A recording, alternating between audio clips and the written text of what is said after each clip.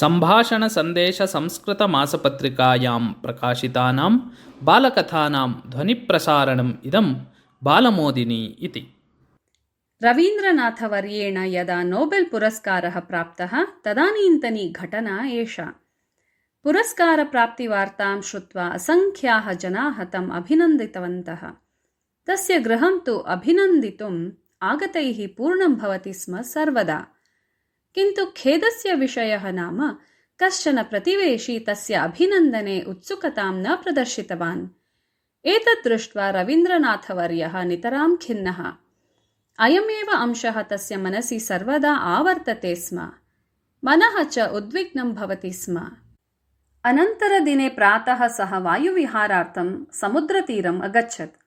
समुद्रे पतिताः सूर्यस्य किरणाः रमणीयतया शोभन्ते स्म। निसर्गस्य एतत् अनुपमं सौन्दर्यं दृष्टवतः रवीन्द्रनाथस्य मनः भावनिर्भरं जातम्। सः आनन्दसागरे निमग्नः जातः।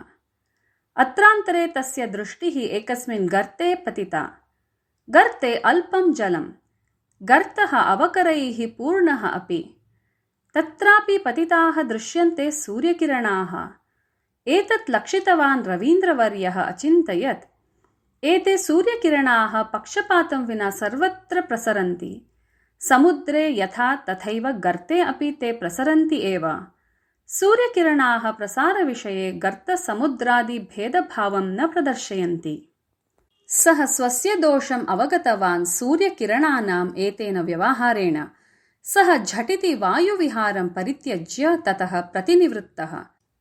प्रतिवेशिनः गृहं गत्वा तत्स्वामिनः पादौ स्पृष्ट्वा नमस्कृत्य आशीर्वादेन अनुग्रहणीयः अयं जनः इति प्रार्थितवान् सः। रवीन्द्रवर्यस्य एतं व्यवहारं दृष्ट्वा सः प्रतिवेशी नितरां लज्जितः। स्वस्य व्यवहारस्य अनौचित्यम् अवगतं तेन। नोबेल् प्रशस्तिविजेता महापुरुषः मम गृहं स्वयम् आगत्य पादौ स्पृष्ट्वा नमस्करोति यत् तत् नितराम् अनुचितम् इति चिन्तयन् सः उत्थाय अवनम्य रवीन्द्रवर्यस्य पादौ स्पृष्ट्वा नमस्कृत्य, देवतुल्येन तत्र भवता नोबेल् प्रशस्तिः प्राप्ता यत् तत् नितरां हर्षावहम्। भारतस्य गौरववर्धकः सुपुत्रः भवान्। भवतः प्रतिवेशितां प्राप्तुम् अवसरं लब्धवान् अहम् आत्मानं धन्यं मन्ये इति स गद्गदम् अवदत्।